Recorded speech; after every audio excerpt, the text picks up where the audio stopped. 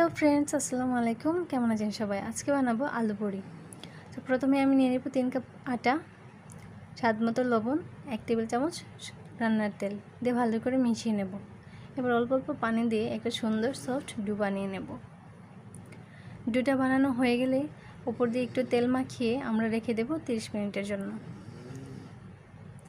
আমি এখানে আলু সিদ্ধ করে ম্যাশ করে রেখেছিলাম। এবার লাগবে পেঁয়াজ কুচি, ধনিয়া পাতা, ভাজা মরিচ, লবণ দিয়ে পেঁয়াজগুলো একটু ভালো করে কচলে নেব। এবার মরিচগুলো ভেঙে মিশিয়ে নেব। সবগুলো উপকরণ মেশানো হয়ে গেলে এবার আলুগুলো ভালো করে মিশিয়ে নিতে হবে। হাত দিয়ে ভালো করে মেখে আমরা আলুর পুরটা রেডি করে নেব।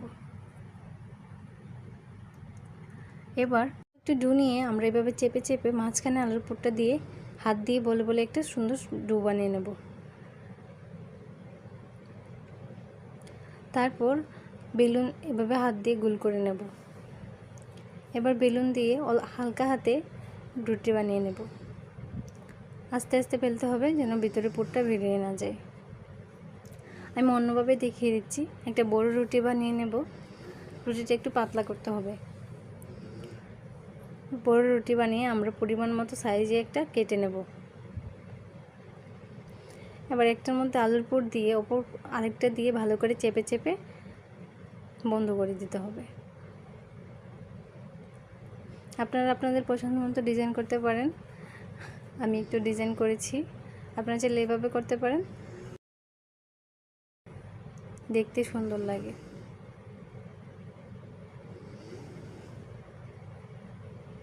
খুব সহজে সুন্দর একটা ডিজাইন হয়ে গেল। আমি আরেকটা দেখিয়ে দিচ্ছি। সেমভাবে আলুর পুরটা নিয়ে এভাবে চেপে চেপে তারপর পিঠাপুলির মধ্যে একটা ভাঁজ দিয়ে নিয়েছি। আমি সবগুলো আলুর পুরি হয়ে গেছে। এবার আমরা ভেজে নেব। কড়াই দিয়ে দেব তেল। তেলটা গরম হয়ে আসলে দিয়ে দেব আলুর পুরিগুলো। চুলার আঁচটা মিডিয়ামে রেখে আলু পুরিগুলো ভেজে নিতে হবে। এক পাশটা হয়ে গেলে অপর পাশটা উল্টে দেব।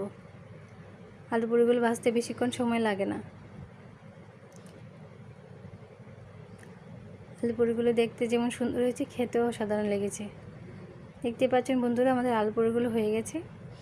আপনারা এভাবে চাইলে বাসায় ট্রাই করতে পারেন, অনেক ভালো লাগে খেতে। খুব সহজে সুন্দর একটা রেসিপি বানানো যায়। আপনারা কারা কারা আলু পুরি পছন্দ করেন অবশ্যই কমেন্টে জানাবেন।